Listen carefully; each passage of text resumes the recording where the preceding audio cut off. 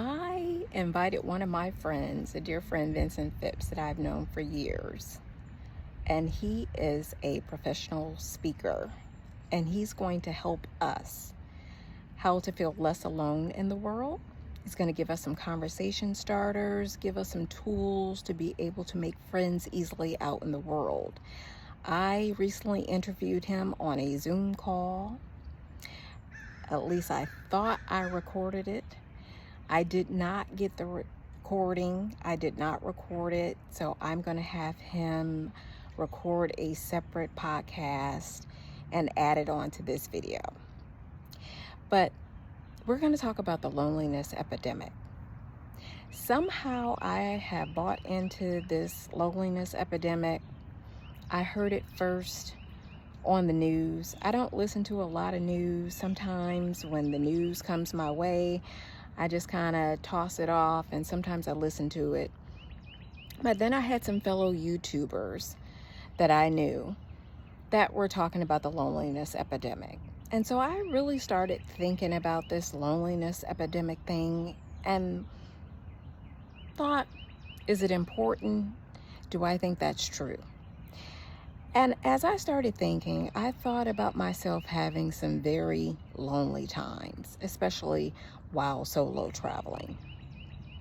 And I know some people that have confided in me recently about being very lonely.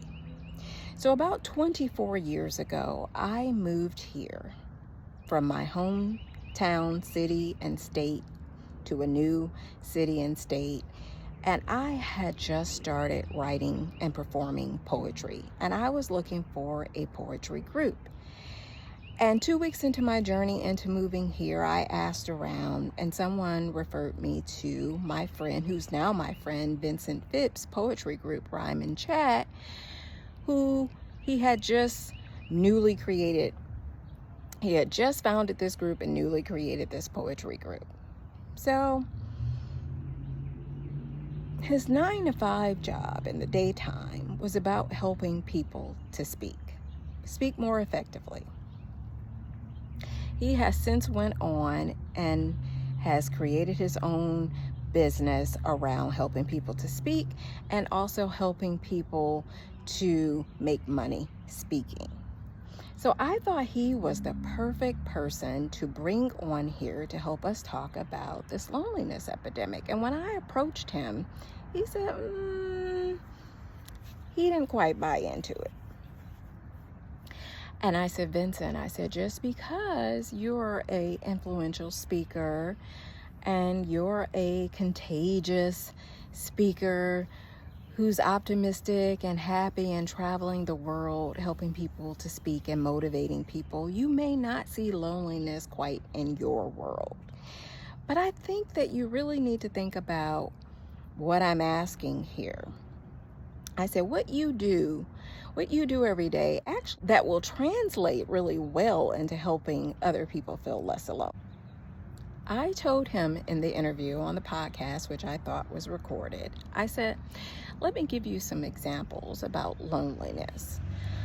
I said, some of us solo travelers like me, I took 2 years one time to just travel. I just bopped around from state to state. I was here in one hotel for 2 days, one city for 2 days. I was back on a plane or a train or driving, just bopping around every few days. And I had this sense of loneliness come over me at some point. Now, I'm not a person that really gets lonely. I don't need a lot of stimulation or conversation, but I know a lot of nomads and expats. Traveling solo can be lonely. It really can be lonely out here on the road. And also, another time that I have personally felt lonely, as I'm a homemaker and I'm an empty nester. My kids have went off. Some have went off to college. Some have just moved. And I know a lot of homemakers who are single feel the sense of loneliness. I know there are a lot of widows that are out there that feel lonely. I have some friends who say they have a bunch of friends, which Vincent says really are acquaintances, but they don't feel vulnerable enough or trust enough to feel like they have connection with these friends. They don't feel like they're having meaningful conversations, intimacy, or connection. I have a lot of guy friends who actually say that they feel lonely because a lot of people these days, and a lot of women especially, do not want to have families, or nor do they want to be married. And so a lot of guys are saying they are coming home and they are talking to their four walls. They are talking to themselves and they are experiencing loneliness.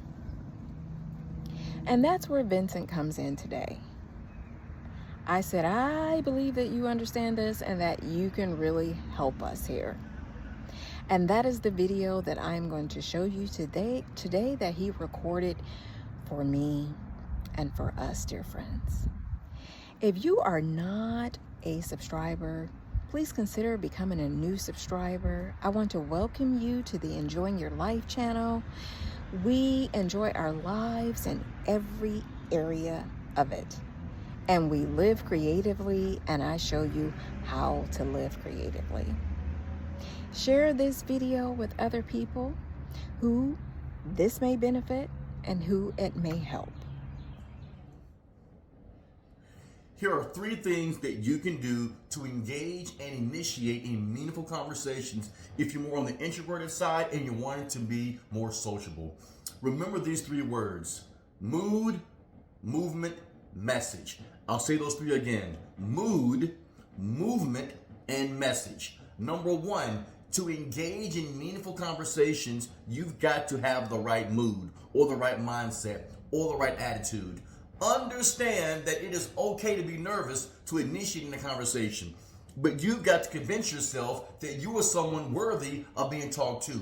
And also understand that not everybody deserves your conversation. So be okay with knowing that the person talking to you may not be receptive, and know that you are someone worthy of being listened to. So have a mindset of confidence before even approaching a conversation. Number 2 is move. You've got to have a body language that tells the world, I want to be approached. I want to engage. I want to have a conversation. Do that by doing 2 things. Number 1, establish eye contact. Not a creepy stare, but just look people in the eye. Not down at the ground, not at the top of their head, not out of a window, but give people eye contact. Also, make sure that you smile. No matter what language you speak, no matter what religion you believe in, no matter your political background, no matter the color of your skin, no matter if you have tattoos or not, when you smile, it shows the world that you are receptive, that you are happy, that you are enjoying yourself in that present moment. If you don't smile, you're telling people, leave me alone, go away, don't let me be bothered.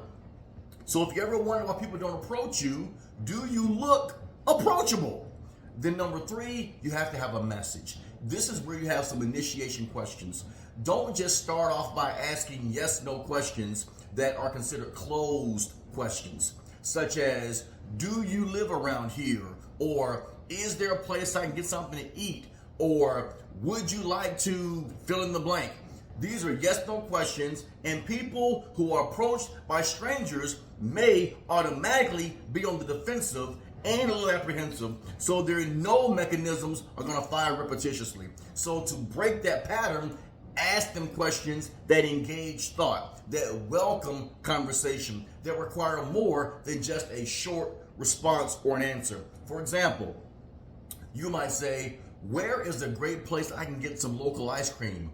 Or, what's to do here if I am going to be out after 8 o'clock and I'm into live music? You may ask, what was the last place you went to that was the hidden gem in the city? Now they're starting to think and process. And it's not as if you're trying to infringe on who they are they dating someone, are they free this evening? You're asking them questions that are going to be more open-ended so that they are going to be more likely to respond to you, because your question requires more receptivity of something that is more public than something that they may see as personal.